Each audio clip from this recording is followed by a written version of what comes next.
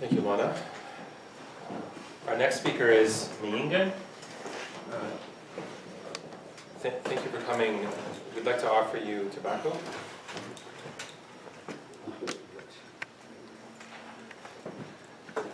Myeengun is a band counselor for the Chippewas of the Thames First Nation.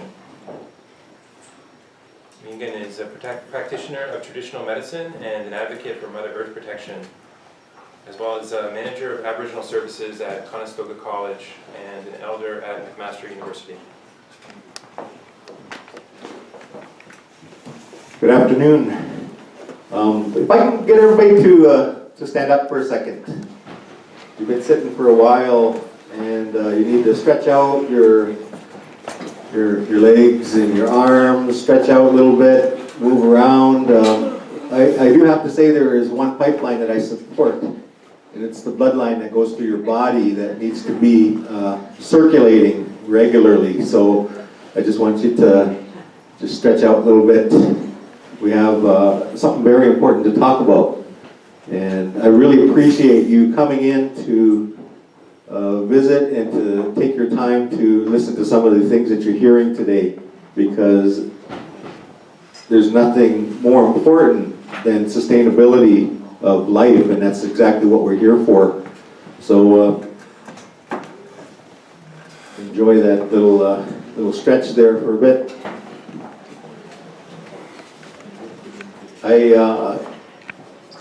I practice traditional medicine. I come from Chippewas of the Thames First Nation, and in fact, I'm so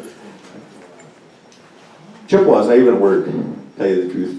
We actually come from a community that has been corrupted by the vision of people who thought or had a better understanding, at least in their eyes, of who we were.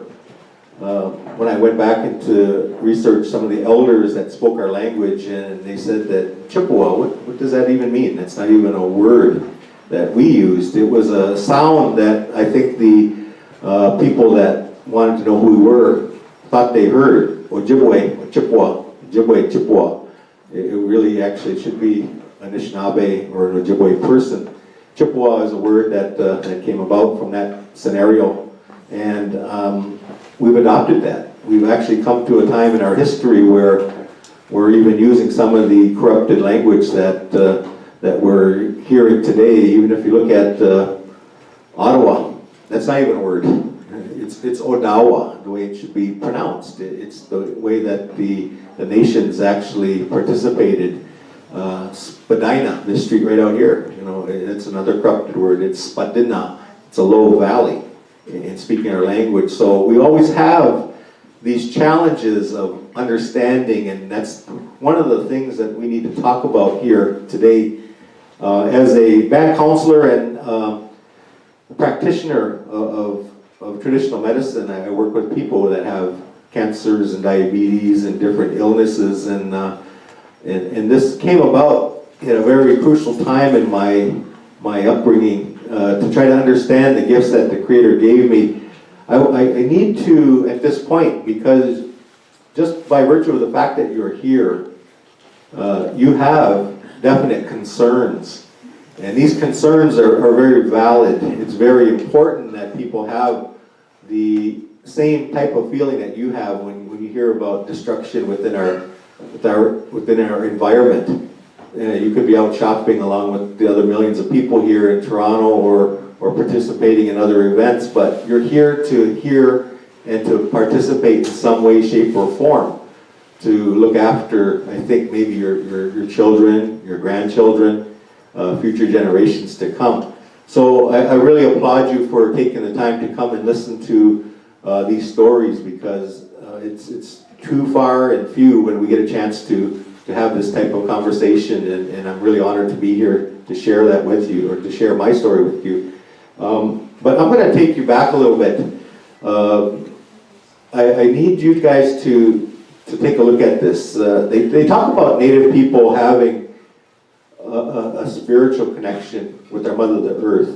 We hear about all Indigenous peoples and having their role within their societies and how important it is. We need to have a little bit of understanding. And if you can actually look at yourself and say, you know, that you're an indigenous person from someplace in this world. You're an indigenous person. Everybody's indigenous from someplace. Everybody has a role, a responsibility that's united across all indigenous nations around this whole globe. And I've been very fortunate to have been at the foot of some of our very highly spiritual leaders and listening to the stories that they had to talk about. As a youngster, I couldn't speak to anybody. I was a very quiet individual that didn't really know who I was. I'm a product of residential school. Both of my parents went to residential schools, and one of their most important parts of life when they brought children into this world was to not give us something that would hurt us. And what they got hurt with in their lifetime was very, very important. So they took us away from our First Nation. They took us away from the culture that they was led to believe was dirty, was invalid, was definitely something that they didn't want their children to be involved in because of what was told to them and how they were forcibly removed from their community. And I can understand their point now. Both my parents had just recently moved on to the spirit world. As of July, when my mother went to visit my father, we had some long conversations about what we're doing today and what we seem to have placed importance in our lives. And her children, like me, took on a very strong role here of advocating for something that she always wanted to within her own heart. Just 14 months prior to my mother moving on to the spirit world, my father moved on to the spirit world. And during those conversations when he was at the later stages of his life, he talked about his experience within the residential school in Mount Elgin, which is right on my reserve, Chippewas of the Thames First Nation. And for his whole life, I never could understand what he was talking about because he always somewhat defended the residential school. Everybody talked about how bad the situation was at residential school, and he always said, well, at least I had food and I had a place to sleep.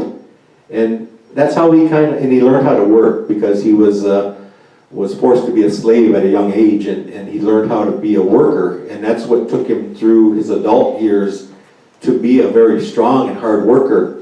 And he kind of looked at it from that perspective that he was able to have a good life because of his working skills. And we heard that all our lives. We didn't know because I kept hearing other stories from other people about their abuses that they took and all the other things that that went on in their lives during that time. But it wasn't until he was ready to go visit Creator, I had a one-on-one conversation with him, and it came out finally that my dad was sexually abused at this Mount Elgin residential school. He kept quiet. He never told anybody this ever in his life. Even right after the time it happened, he said he just put it away and didn't bother with it no more because nobody would listen anyway. And he never told that to my mother. He never told that to my brothers and sisters. But because of the role that I've taken in our culture and the things that I do, he needed to tell somebody that, and I was chosen to be told that. And I understood him a lot more because of what he said he couldn't do with us. He said that every time he went to, or at least wanted to hug us, or tell us he loved us, the feeling of sexual abuse came back to his mind.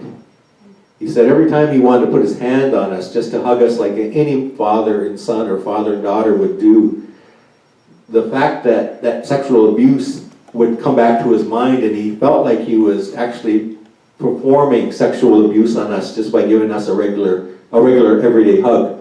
And so that never took place in our family. It never ever took place. I grew up knowing that I guess it was normal for us because we didn't really question it, but it was interesting when there was times when we had other family members over, and sometimes you get into the situation where you got to hug, and my dad would hug other people, but he wouldn't hug us because of what he felt there.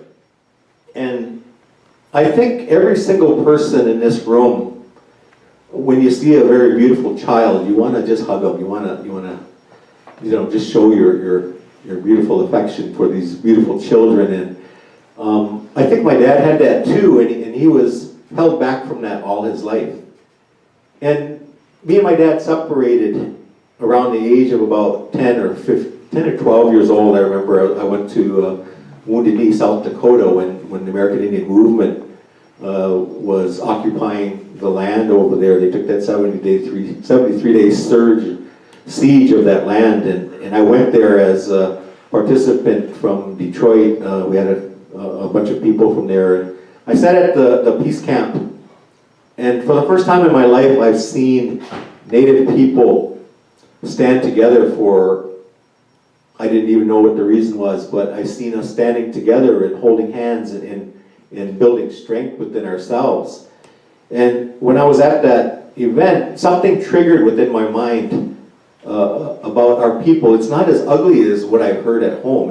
It's not as ugly as what my dad was saying our culture was to him. And I came home and I had a whole different understanding about our role as Native people. I was introduced to elders and very interesting speakers at the time. And when I came back, I approached my dad and I told him that there's something that you haven't told us about being a Native person. I didn't really even know what being Native was at that time because it wasn't practiced in our home. So I went back to him and he shut me right out. He told me that what you did over there wasn't something that he endorsed. It was something that he felt I kind of opposed him. And so from that day, I think for my whole adulthood, me and my dad kind of separated, and because I followed a new route that talked about our environment, that talked about our responsibilities as an indigenous person of this land. And I started following the elders at that time, and they started showing me some different things about who I was and what my job was. And my dad and my relationship even got even more distant. He went on to be a hard worker the rest of his life, doing things that are important, paid the bills, did all those things, and I started following this route. It started off with powwows, and it started off with going to ceremonies, and finding out that I was a big role in this. Sitting in a lodge one time with an elder.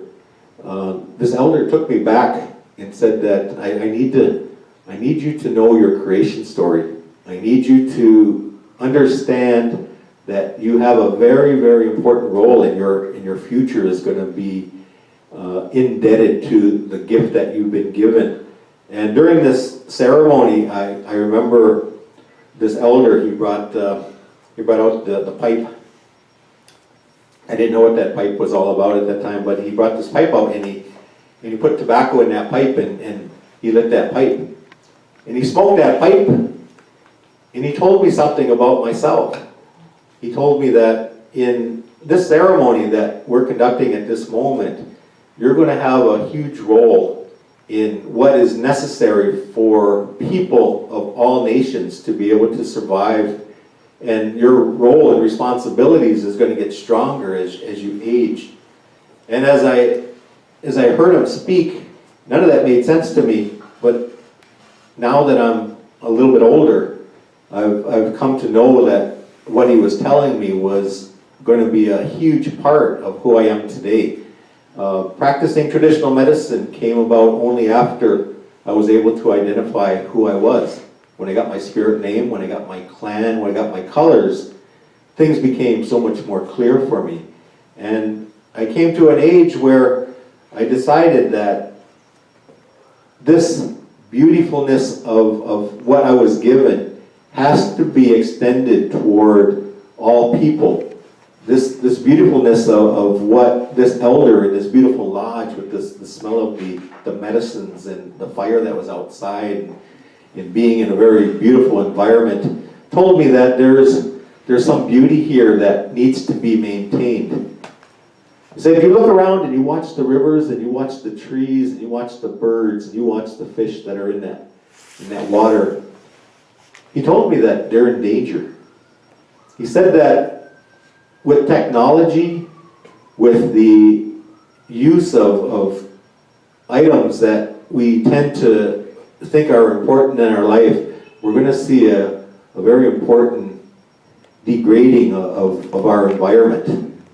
So when you're 13, 14, you don't understand what this is all about, but I've come to know now that what we're doing here today is exactly what this spiritual man was telling me, is that we still have a responsibility to look after the most important aspect of human life.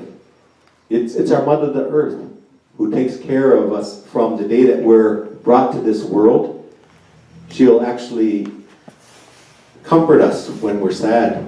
If you ever felt, depressed or you need some time and you just take your shoes off and go walk outside, and what's one of the nicest feelings is knowing that you're part of creation. And it'll make you feel better by just doing that. But also, when you become sick, she'll provide you with the medicines that grow everywhere on our mother, the earth. She'll provide you with the water that the women look after daily so that we can have this in our systems to survive. And she'll cradle you throughout your whole world, no matter how long or short the life that you've been given on this Mother Earth is. And then the day when you have to travel back to that spirit world, just like my mother and father did recently, she took them back into herself. And they became part of our Mother, the Earth once again. And that's where they sit today, being a part of our Mother, the Earth. So I realize now that I have no right in this world to take advantage of this beautiful land that Creator gave us, to honor it, to cherish it, to give it the best it has, so that the next generations have a very beautiful place to live and they can come to this world and still know that there's water, there's medicine, there's cradling of what this Mother Earth can give you. And that's why I think this is really important. Our topic today, 40 years ago, our elders were just coming out of residential school and they didn't realize that there was a pipe going in the line, in the ground in our territory. We didn't even really know, what this technology was doing. We actually, sometimes even councils got offered a little bit of money, and we thought that was a good thing. We had a few dollars coming to our community because they're putting in some pipeline or a power line, transmission line coming down. When I look at my reserve, there's a transmission line that comes through, and we got a little bit of money for the use of the small piece of land that it sits on. Today, 40 years later, we realize that there's millions of dollars traveling through our traditional territory, and if I go back as far as the two-row wampum, or if I go back into the treaties that talked about sharing that responsibility of the wealth of this land, if there's resources taken from the land, and if it's necessary, then that has to go to the people and not the conglomerates who seize all those resources and never coming back to the people of the land. So this is where we sit today, watching a very important event take place in our history. We're watching the destruction of what we see is going to take place within the river that we know houses our sustenance. Our Amjanang and our nation are very similar in a lot of ways, because the pickerel that run out through Lake Huron run through Amjanang First Nation, where they pick up those cancers and they pick up those growths that the fish have. Then they travel down the Lake St. Clair and up the Thames River, and that's where we catch our fish. The Delawares from Moravian Town still fish actively. The Munsee Delaware Nation next to my reserve, and the Chippewas of Thames and Oneida Nation all participate in still using the fish for sustenance. And these fish are damaged. We took our nation to just north of London in the springtime because we found out that where the Line 9 travels through the Thames River. We had a number of people show up that never realized how close and how devastating that line will be if it breaks right at that river. When we were sitting there, members from the community came out and wondered what we were doing there, and we told them that this is where the Line 9 travels through underneath the Thames River. They didn't even realize that. The people that are going to be most affected by virtue of that line being right in their backyard didn't even realize that there was a pipeline traveling through their property. And so we opened this up, and people became very excited and very concerned. So we're growing this as far as we can. We did also approach the National Energy Board during a time with our opposition to the project, and we weren't getting very far with this until we decided to challenge the decision by the National Energy Board. We realized that the National Energy Board is actually a third-party entity that really shouldn't have authority to make those types of decisions. This is a nation-to-nation decision with First Nations and the Government of Canada. So we looked at Section 35 of the Indian Act and we told them that something's missing here. In this approval that took place from the National Energy Board, we never got one call from the Government of Canada. Not one call, and today we've left our lines open. We've left messages with the Government of Canada to say, just call us. Talk to us on a nation-to-nation basis, just like you've presented in the Constitution of Canada, and we'll have a conversation. That has yet to take place. They've downloaded their responsibility to these third-party entities like the National Energy Board to do this responsibility, and we find this to be very inadequate. And it's not even legal, for that to take place. So when we did get a call from Enbridge, they did want to kind of settle this a little bit, and it was just about a month and a half ago when we were asked to come to Niagara Falls with Enbridge, and we brought our elected chiefs, our councillors, our elders, our spiritual people to Niagara Falls to hear what they had to say. We were met with technical people from Enbridge that was telling us how safe their line was, and for the things that they've done to make sure that it won't break. When I seen the agenda, I was getting pretty upset. I was kind of being bothered here that they're trying to poison us into thinking that this line is safe. I had to stand up and I said to Enbridge, we brought our highest officials here. We took the time to come here to listen to your story. Where are your officials? Where are your presidents? Where are your decision makers? Where are your executive body that can actually make decisions here? We feel very offended that you would come here and try to smooth this over with First Nation communities in Southern Ontario and think that we're going to fall for what you're telling us about the safety of this line, because we know very well. They got very nervous. They got kind of, they didn't know what to actually do next. They didn't even know if they wanted to go into the next agenda item. But we stood up, and the next thing we did was we kicked them out of the room. We said, Enbridge, you have to leave because First Nations have to have a conversation here. So we said, we'll invite you back, but we're going to talk here first among First Nations in Southern Ontario. And when they left, they got very nervous. I guess they made some phone calls. I heard that they were very nervous looking on the phone. But we had our conversation, and we took a pledge as Southern First Nations all together to oppose Line 9 in Southern Ontario.